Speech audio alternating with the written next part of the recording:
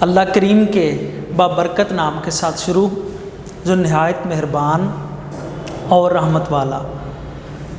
آج ہم inter part 2 کے پیپر پیٹرن کے حوالے سے بات کریں گے کہ پارٹ 2 کا پیپر پیٹرن کیا ہے، اور پھر کل نمبر ہر سوال کے کتنے ہیں، اور اس کی طوالت کتنی ہے، اس کو کتنا لکھنا چاہیے، اور پھر کتنے وقت میں اس کو حل کر لینا چاہیے۔ یہاں پر بچوں کو بہت زیادہ پرابلم ہو جاتی ہے کہ ہمارا فلاں سوال رہ گیا، تو ٹائم مینجمنٹ بچوں کے لیے بڑی ٹف ہو جاتی ہے کہ کیسے پیپر کو کرنا ہے، کون سا سوال کتنے ٹائم میں مکمل کرنا ہے۔ زیادہ تر بچوں کی شکایت ہوتی ہے کہ ان کا مضمون رہ گیا ہے، باقی ٹائم نہیں تھا بچا۔ تو یہ لیکچر جو ہے وہ بڑا اہم ترین لیکچر ہے، اس کو ذرا غور سے سننا، اور یہ ساری چیزوں کو آپ لوگوں نے نوٹ بھی کر لینا ہے، اور اچھے طریقے سے ان چیزوں کو ذہن نشین کر لیجئے گا۔ انشاءاللہ آپ کا پیپر بہت اچھا ہو جائے گا۔ سب سے پہلا سوال ہے حصہ مروزی۔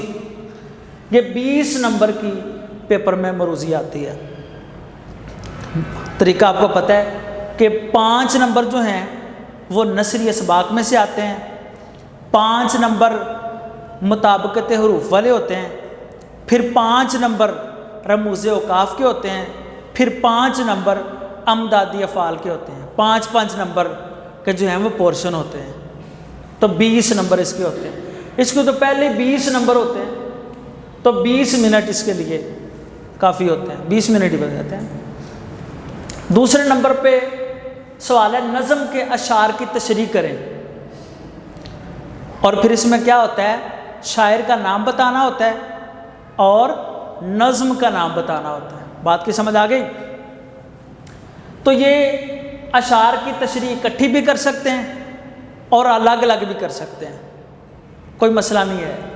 تو یہ 4 نمبر ایک شعر کی تشریح کے ہوتے ہیں، پھر دوسرے شعر کی تشریح کے 4 نمبر، پھر 1 نمبر نظم کا نام بتانے کا، 1 نمبر شاعر کا نام بتانے کا، تو اس کے 10 نمبر ہو گئے کل۔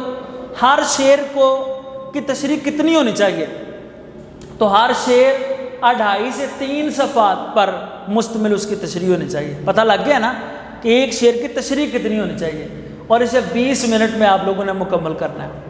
تو یہ دوسرے سوال کا الف جزو ہے، نظم کے اشعار کی تشریح کریں۔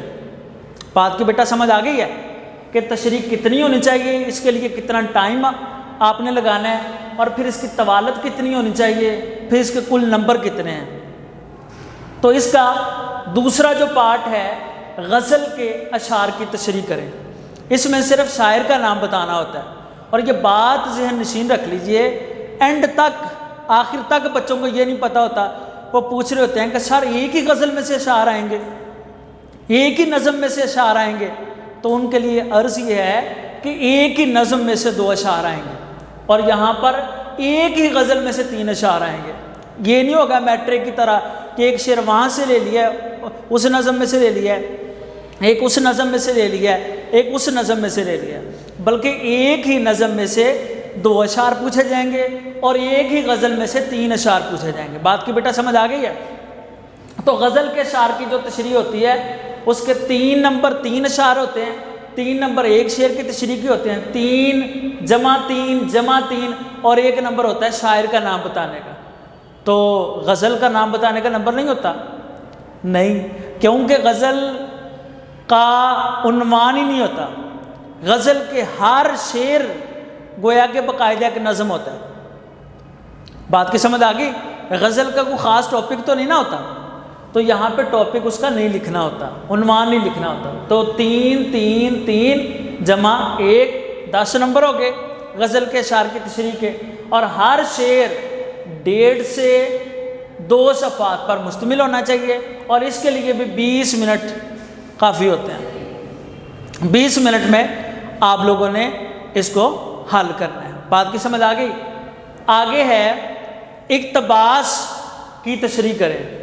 تو اقتباس کی جو تشریح ہوگی یہ 15 نمبر کی پیپر میں آتی ہے۔ بیٹا سمجھ آ گئی؟ یہ ایک سبق میں سے وہ پیراگراف دے گا اور پیراگراف کے وہ کہے گا کہ سیاق و سباق کے حوالے سے تشریح کریں. تو جو اس کا سیاق و سباق لکھنا ہوتا ہے اس کے 3 نمبر ہوتے ہیں.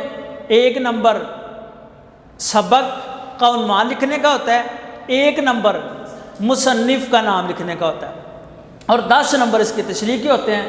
کتنا کرنا ہے. حوالہ متن اور سیاق و سباق جو ہے وہ تقریباً 1 صفحے کا ہونا چاہیے. اس کی جو تشریح ہے وہ 2 سے 3 صفحات پر مشتمل ہونے چاہیے. بات کی سمجھ آ گئی میرا بیٹا؟ اور اس کے لیے جو منٹ درکار ہیں, کتنے ٹائم میں کرنا ہے, یہ 30 منٹ میں آپ لوگوں نے حل کرنا ہے. یہاں تک میرا بیٹا سمجھ آ گئی؟ آگے ہے سبق کا چوتھا سوال ہے, سبق کا خلاصہ لکھیں. یہاں پہ سبق کا خلاصہ لکھنے کے 9 نمبر ہوتے ہیں اور 1 نمبر ہوتا ہے مصنف کا نام بتانے کا. تو یہ 10 نمبر کا ہو گیا. 2 سے 3 صفحات پر مشتمل یہ آپ لوگوں نے خلاصہ لکھنا ہوتا ہے, اور اس کے لیے 20 منٹ آپ نے جو ہے وہ 20 منٹ میں آپ لوگوں نے حل کر لینا ہے اس کو. یہاں تک کلیئر ہو گیا ہے؟ آگے ہے میرا بیٹا مضمون نویسی. یہاں پہ آ کے بچوں کو پرابلم ہوتا ہے, جی یہ رہ گیا ہے. تو رہنا نہیں چاہیے. جس طریقے سے ہم نے مینج کر کے آپ لوگوں کو دے دیا ہے, ٹائم مینجمنٹ آپ لوگوں کو سکھا دی ہے, وقت کی تقسیم آپ لوگوں کو سکھا دی ہے, اتنے ٹائم میں اگر آپ لوگ حل کر لیں گے تو آپ کے انشاءاللہ بہت اچھے مارکس آ جائیں گے. تو یہ مضمون 20 نمبر کا پیپر میں آتا ہے. کتنے نمبر کا آتا ہے؟ 20 نمبر کا آتا ہے. یہ 8 سے 10 صفحات کا آپ لوگوں نے کرنا ہوتا ہے. کتنے صفحات کا؟ 8 سے 10 صفحات کا کرنا ہوتا ہے, اور 50 منٹ اس کے لیے آپ استعمال کریں. 50 منٹ میں یہ سوال مکمل کر لیں. یہ ہمارا رہ گیا تھا کہ نظم کا خلاصہ, یہ 5 نمبر کا آتا ہے. یہ بات ذہن میں رکھ لیجئے گا, نظم کا خلاصہ بھی آتا ہے اور سبق کا خلاصہ بھی آتا ہے, کہانی کا خلاصہ بھی آتا ہے. آپ کے پیپر میں 2 خلاصے آتے ہیں, ایک نظم کا خلاصہ آتا ہے اور ایک کہانی کا خلاصہ آتا ہے. تو نظم کا خلاصہ لکھنے کے 5 نمبر ہوتے ہیں. یہ 10 سے 12 لائنوں کا لکھنا ہوتا ہے. کتنی لائنوں کا لکھنا ہوتا ہے؟